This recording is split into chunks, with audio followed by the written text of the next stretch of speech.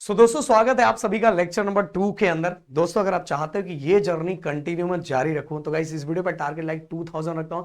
And guys comment box में जो मैं क्वेश्चन पूछूंगा उसका आंसर जरूर देके जाना, जिससे मुझे लगेगा कि भाई आप लोग बहुत एक्साइटेड हो नेक्स्ट लेक्चर के लिए।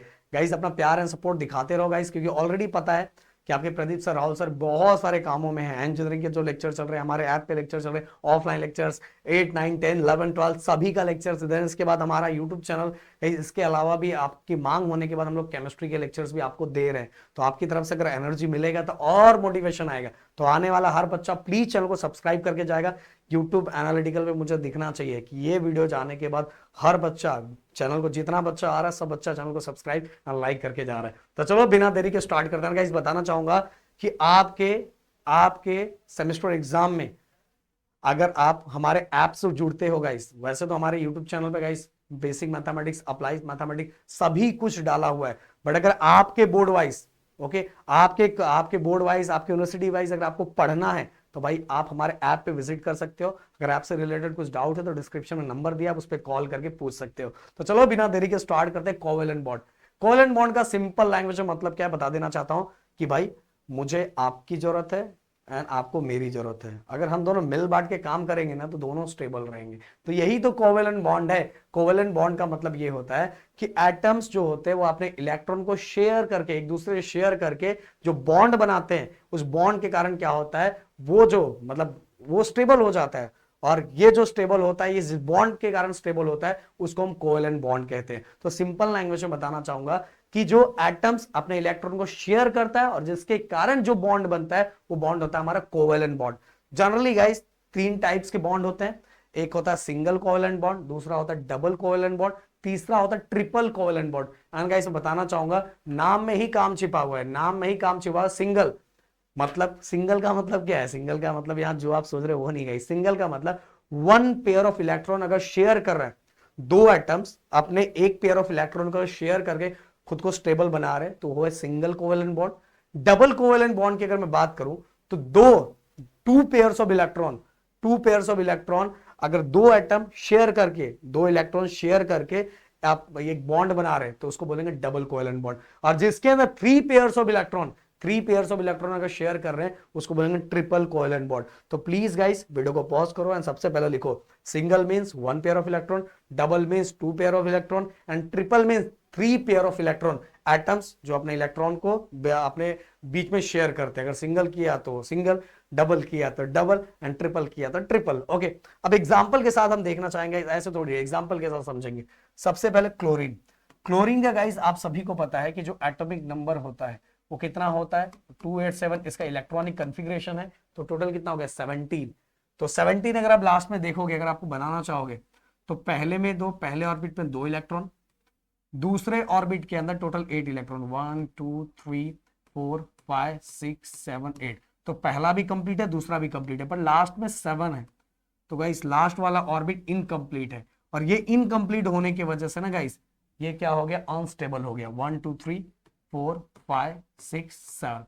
और गाइस ये जो शेयरिंग होता है ना, ये सेम सेम एटम्स के बीच में भी हो सकता है, ये डिफरेंट एटम्स के बीच में भी हो सकता है। जैसे यहाँ क्लोरीन क्लोरीन के बीच में ये होगा तो Cl2 बच जाएगा।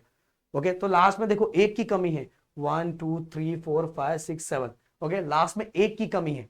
तो गाइस ये कमी कैसे पूरी होगी, दो क्लोरीन आएंगे एंड दोनों क्लोरीन के बीच में सिंगल बॉन्ड बनेगा। And single bond, yes, single single atom, एक पेयर ऑफ एटम दो एक दूसरे को शेयर करेंगे एंड शेयर करके दोनों क्या हो जाएंगे, स्टेबल हो जाएंगे। देखो मैंने एक यहाँ बनाया हुआ है, तो इसको एक ही की कमी है, तो दूसरा भी क्लोरीन आएगा और ये क्लोरीन, दोनों एक दूसरे को अपने एक एक इलेक्ट्रॉन शेयर करेंगे एंड शेयर करके क्या हो जाएगा, ये स्टेबल हो जाएगा। इस तरह से फॉर्मेशन होता है। अब गाइस दूसरा, अगर मैं अगला बात करूं तो हमारा ये, एक मिनट, यहां मैं ये वाला एग्जांपल लेता हूं जिससे आपको थोड़ा क्लियरली समझेगा। O2, O2, O2 में गाइस अगर मैं इसका बनाना चाहूं तो इसका एटॉमिक नंबर 8 होता है। एटॉमिक नंबर 8 होता है मतलब कहने का मतलब पहले में 2 और इसके बाद में 6।